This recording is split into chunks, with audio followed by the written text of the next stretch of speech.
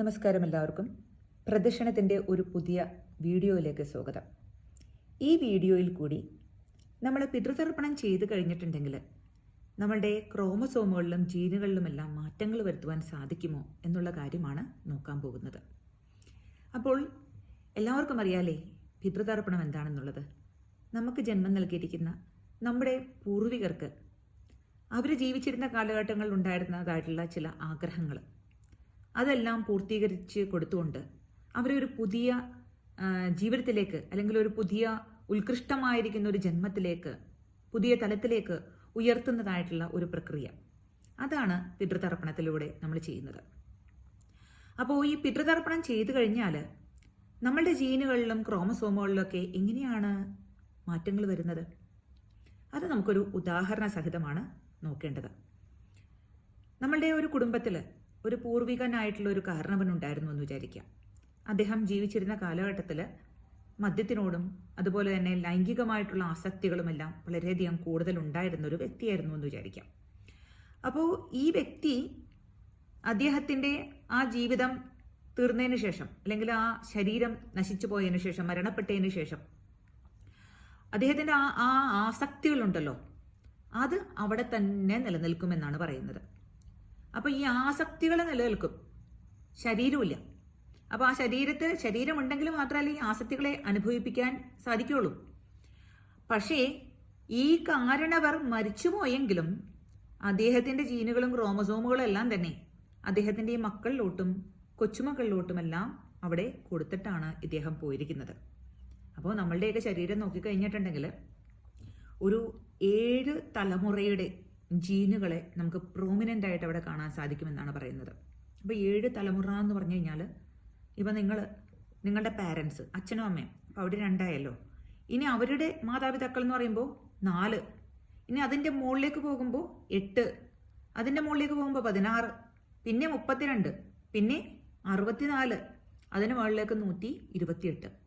അങ്ങനെ ഈ 7 ജനറേഷൻസിലെ ആളുകളെ നമ്മൾ കൂട്ടിക്കഴിഞ്ഞാൽ ഒരു 254 ആളുകളുടെ ആ പൂർവികരുടെ ജീനുകൾ ഒരാളുടെ ശരീരത്തിൽ കാണാൻ സാധിക്കും, പ്രോമിനൻ്റ് ആയിട്ട് കാണാൻ സാധിക്കും. അപ്പോൾ ആ പ്രോമിനൻ്റ് ആയിട്ട് നിൽക്കുന്ന ജീനുകളിൽ തന്നെ ആ ജീനുകൾ ആ പൂർവികരുടെ ആ ചില അഭിലാഷങ്ങളൊക്കെ ഉള്ള ജീനുകളൊക്കെ ഉണ്ടാവും.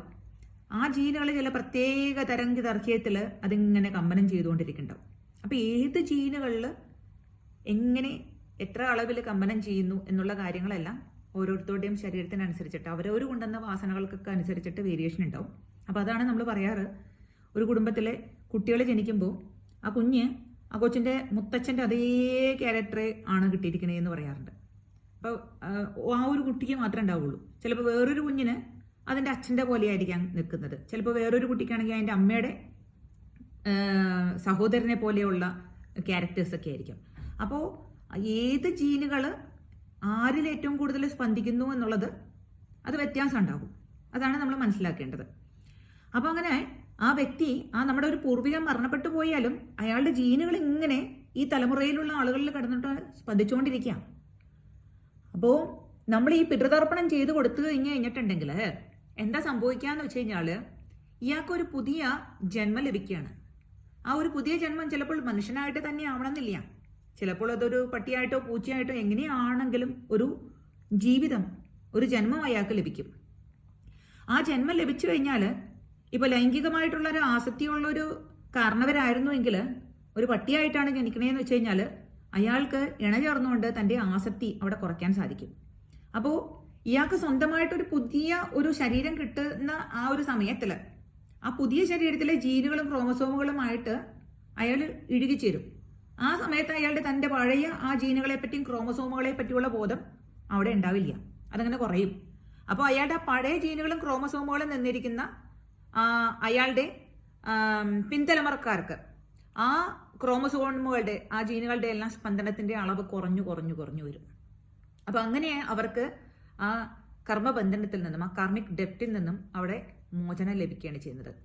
അപ്പോൾ ഈ ഒരു പ്രക്രിയ നമ്മളിവിടെ ചെയ്യുമ്പോൾ ഒരേ സമയം നമ്മൾ ആ കാർമിക് ബോണ്ടേജിൽ നിന്നും മോചിതരായി മാറുന്നുണ്ട്.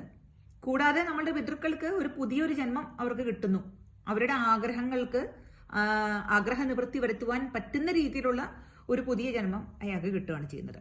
അപ്പോൾ അറ്റ് എ ടൈം ആ പുതിയ ജന്മം കിട്ടുമ്പോൾ അല്ലെങ്കിൽ ആ പുതിയ ഒരു ലോകത്തിലേക്ക്, പുതിയ ഒരു ഉയർന്ന തലത്തിലേക്ക് പോകുന്ന ആ ഒരു പൂർവികന്റെ അനുഗ്രഹം കൂടി ആ ഈ തർപ്പണം ചെയ്യുന്ന വ്യക്തിയിലേക്ക് വരികയാണ് ചെയ്യുന്നത്.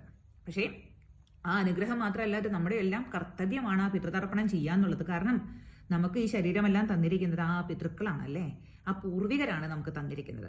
അപ്പോൾ അവരെ നമ്മൾ ഓർക്കാണ്ട് നമ്മൾ എന്തെങ്കിലും കർമ്മങ്ങളൊക്കെ ചെയ്തു കഴിഞ്ഞിട്ടുണ്ടെങ്കിൽ, അല്ലെങ്കിൽ അവരെ ധിക്കരിച്ചുകൊണ്ട് അവരെ മറന്നുകൊണ്ട് നമ്മൾ ചെയ്യുന്നതായിട്ടുള്ള ഒരു കാര്യമൊന്നും ഫലപ്രദമായിട്ട് വരികയില്ല. അപ്പോൾ അതുകൊണ്ട് തന്നെ ഈ പിതൃതർപ്പണത്തിന് ഒരുപാട് ഇമ്പോർട്ടൻസ് ഉണ്ട് കേട്ടോ. അപ്പോൾ ഇത് ഞാൻ ഈ കാര്യം പറയാനുള്ളൊരു സംഭവം എന്ന് വെച്ചാൽ, എൻ്റെ അമ്മാവൻ അദ്ദേഹത്തിന് 30 വയസ്സുള്ള സമയത്ത് ആക്സിഡൻറ്റിൽ മരിക്കുന്നതാണ്. അപ്പോൾ ഞാൻ കുട്ടിയാണ്, 5ാം ക്ലാസ്സിലോ മറ്റോ പഠിക്കുന്ന കാലഘട്ടത്തിലാണ് മാമൻ മരിക്കുന്നത്. അപ്പോൾ മാമന് കല്യാണമൊക്കെ ഉറപ്പിച്ച് വെച്ചിട്ട് 30 വയസ്സിലാണ് മാമൻ മരിക്കുന്നത്. അപ്പോൾ കല്യാണം ഉറപ്പിച്ചിട്ട് വെച്ചിരിക്കുന്ന ഒരു സമയമായിരുന്നു. അപ്പോൾ അദ്ദേഹം അങ്ങനെ മരണപ്പെട്ടു. അതേ തുടർന്ന് പിന്നെ അച്ചാച്ചനും അതുപോലെ തന്നെ ആക്സിഡൻ്റ് ആയിട്ട് മരിച്ചതാണ്. അമ്മയുടെ അച്ഛനും ആക്സിഡൻറ്റിൽ 44ാമത്തെ വയസ്സിൽ മരിക്കുന്നതാണ്. അപ്പോൾ അതൊരു റിപ്പീറ്റിംഗ് പാറ്റേൺസ് നമുക്ക് അവിടെ കാണാൻ സാധിച്ചായിരുന്നു. ഇത് കൂടാണ്ട് എനിക്ക് നമുക്ക് ഡെത്ത് ഫേസിങ് ആയിട്ടുള്ള ഒരു ഇൻസിഡൻറ്റ് എൻ്റെ ലൈഫിലേക്ക് വന്ന സമയത്ത് എനിക്ക് ഒരുപാട് എന്താ പറയുക, ഒരുപാട് സ്പിരിച്വൽ എക്സ്പീരിയൻസസുകൾ എനിക്ക് വന്നായിരുന്നു. ആ കാലഘട്ടങ്ങളിൽ മിക്കവാറും സമയം ഞാൻ ഈ അമ്മയുടെ വീട്, അവിടെയുള്ള ആളുകൾ, പ്രത്യേകിച്ചും എൻ്റെ അമ്മാവൻ, അമ്മാമ്മ, ഇവരെയൊക്കെ ഞാൻ കാണും. അപ്പോൾ ഈ അമ്മാവൻ എനിക്കിങ്ങനെ അവരുമായിട്ട് കമ്മ്യൂണിക്കേറ്റ് ചെയ്യാൻ പറ്റുമായിരുന്നു. അമ്മാവൻ അടുത്ത് വന്നിട്ട് എൻ്റെ അടുത്ത് ഇങ്ങനെ പറയുമായിരുന്നു, എൻ്റെ ആഗ്രഹങ്ങളൊന്നും തീരാണ്ട് 30 വയസ്സിലാണ് ഞാൻ മരിക്കുന്നത് എന്നൊക്കെ എൻ്റെ അടുത്ത് ഇങ്ങനെ പറയുമായിരുന്നു. അപ്പോൾ ഞാൻ എപ്പോഴും കാണും ഈ അമ്മാവനെ പട്ടികളെയൊക്കെ ഒരുപാട് ഇഷ്ടമാണ്.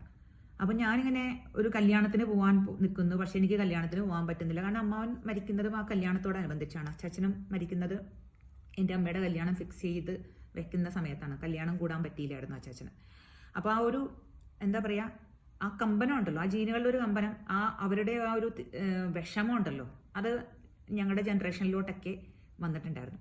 അപ്പോൾ കൂടുതൽ ആ ഒരു കമ്പനം എനിക്ക് കിട്ടിയിരുന്നത് കൊണ്ട് എനിക്ക് ഈ ആളുകളെല്ലാം കാണാനൊക്കെ സാധിച്ചിരുന്നു.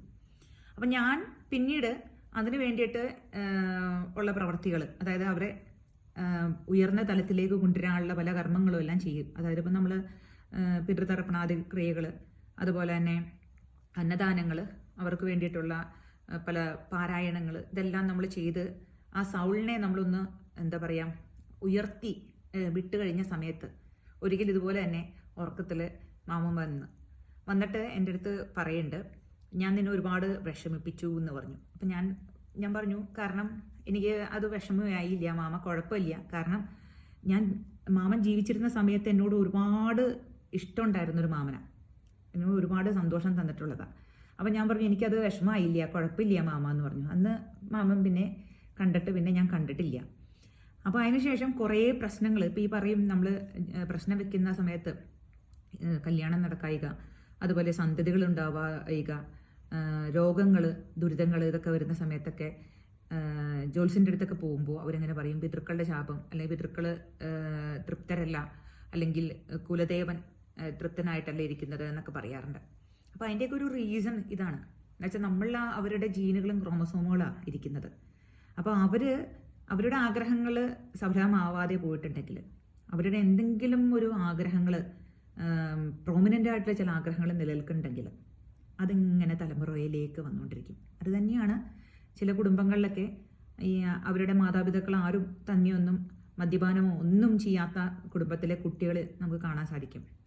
മദ്യത്തോട് അഡിക്ഷനൊക്കെ കാണാൻ സാധിക്കാറുണ്ട്. അത് അവരുടെ മുൻജന്മങ്ങളിലുള്ള അവരുടെ പൂർവികരെ നമ്മൾ നോക്കിക്കഴിഞ്ഞിട്ടുണ്ടെങ്കിൽ അങ്ങനെയൊക്കെ ചെയ്തിരുന്ന ആളുകൾ ചിലപ്പോൾ അവിടെ ഉണ്ടായിരുന്നു കാണാം. അപ്പോൾ ഈ പിതൃതർപ്പണം ചെയ്ത് കഴിഞ്ഞിട്ടുണ്ടെങ്കിൽ നമുക്ക് എങ്ങനെ ഇതെല്ലാം ഓൾട്ടർ ചെയ്തെടുക്കാൻ സാധിക്കും, ഈ ജീനുകളെ നമുക്ക് എങ്ങനെ മാറ്റിയെടുക്കാൻ സാധിക്കും, ആ കോഡിങ് നമുക്ക് എങ്ങനെ ബ്രേക്ക് ചെയ്യാൻ സാധിക്കും എന്നുള്ളത് എല്ലാവർക്കും മനസ്സിലായിരിക്കുന്നു വിചാരിക്കുന്നു. അപ്പോൾ എല്ലാ ദിവസവും നിങ്ങൾ ഈ തർപ്പണം നമ്മൾ ഈ പറഞ്ഞ പോലെ കൊല്ലത്തിലൊരിക്കലോ അതുപോലെ തന്നെ അവരുടെ ആണ്ടിൻ്റെ സമയത്തോ മാത്രമല്ല ചെയ്യേണ്ടത്. ശരിക്കും പറഞ്ഞാൽ സാധിക്കുമെങ്കിൽ എല്ലാവരും എല്ലാ ദിവസവും ജലതർപ്പണം, പിതൃക്കൾക്കും ദേവന്മാർക്കും എല്ലാം നമ്മൾ തർപ്പണം ചെയ്യാറുണ്ടല്ലേ, അതേപോലെ എല്ലാ ദിവസവും പറ്റുമെങ്കിൽ ചെയ്യാൻ ശ്രമിക്കുക.